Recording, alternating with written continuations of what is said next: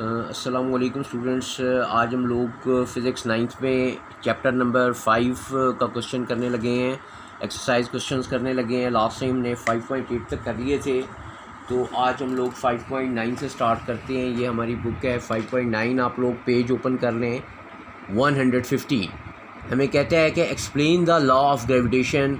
तो boys, law of gravitation जो है हमने डिटेल में समझा हुआ है। पेज नंबर 107 पे हम देखते हैं एक दफ़ा हमें क्या कहता है। ओपन करते हैं पेज 107। ये आपको नज़र आ रहा है पेज 107, लॉ ऑफ ग्रेविटेशन। यहाँ से हमने स्टार्ट किया था अकॉर्डिंग से, और हम नेक्स्ट पेज पर आ गए थे और हमने यहाँ पर इसको एंड किया था। तो ये हमारा क्वेश्चन था लॉ ऑफ ग्रेविटेशन। तो नेक्स्ट क्वेश्चन में हमें कहता है 5.10 में boys, how can the mass of earth be determined. Mass of earth को हम कैसे डिटरमिन कर सकते हैं। पेज नंबर 110 पर हमने इस क्वेश्चन का सलूशन निकाला था, आपके लिए हम प्रेजेंट करते हैं। ये पेज नंबर 110 है।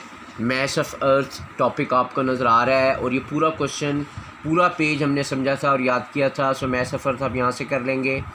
नेक्स्ट क्वेश्चन देखते हैं हमें 5.11 में क्या कहता है।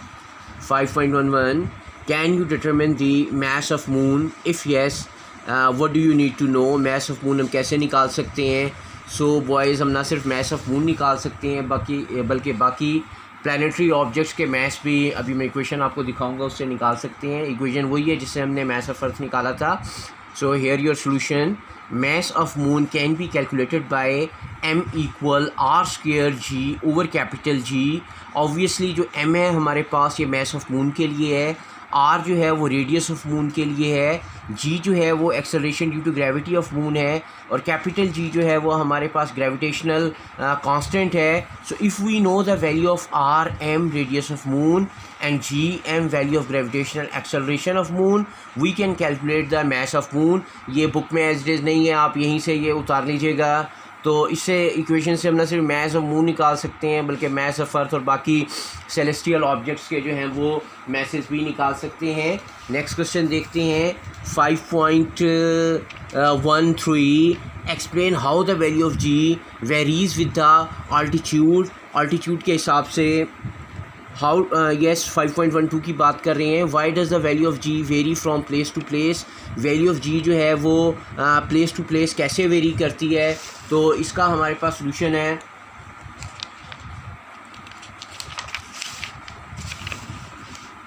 Value of g is given by the equation g equal G M over R square. Okay boys, ये इक्वेशन में ऑलरेडी डिराइव की हुई है। This equation shows that value of g is inversely proportional to the square of radius. G inversely proportional है square of radius के। Obviously अगर हमारे पास radius की वैल्यू बढ़ेगी तो जी की वैल्यू कम हो जाएगी। और हम देखते हैं earth is elliptical, its shape, earth shape is elliptical, its radius changes from place to place as we move toward the poles, thus the value of g varies from place to place. तो ये भी हमने समझा हुआ है। ये question भी आप यहाँ से उतार लीजिएगा। ये आपका सोल्यूशन हो गया 5.12 का। Now we look 5.13। 5.13 में हमें कहता है explain how the value g varies with the altitude. Altitude से कैसे चेंज करती है, एक दफ़ा किताब पर ले आते हैं। बात तकरीबन सेम ही है जो हमने पिछले क्वेश्चन में की थी, लेकिन बुक की वर्डिंग में कर लेते हैं इसको। तो ये है बॉयज़ हमारे पास variation of g with altitude. Page number 110 था। सबसे पहले फार्मूला मैं आपको दिखाता हूँ, ज़रा लेफ़्ट पर फोकस करेंगे। We know g small g equal capital G into M over R square.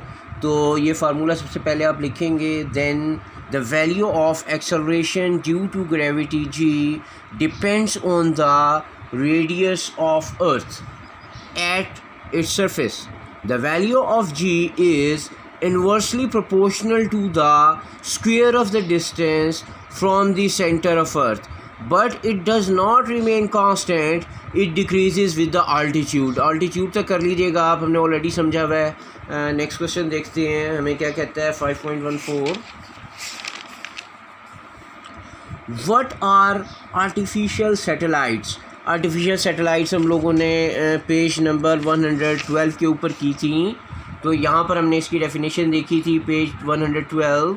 Scientist have sent many objects into the space, some of these objects revolve around the earth, these are called artificial satellites. तो ये boys यहाँ तक आपने इसकी definition already कर ली है artificial satellites की। Next question में हमें कहता है 5.15 how the Newton's law of gravitation help us in understanding the motion of satellites. तो न्यूटन लॉ से हम बहुत सारी चीज़ें हेल्प लेते हैं, ऑर्बिटल वेलोसिटी निकाल सकते हैं और बाकी चीज़ें निकाल सकते हैं, आपको दिखाती हैं। हियर आवर क्वेश्चन 5.15 सोल्यूशन की तरफ बढ़ते हैं।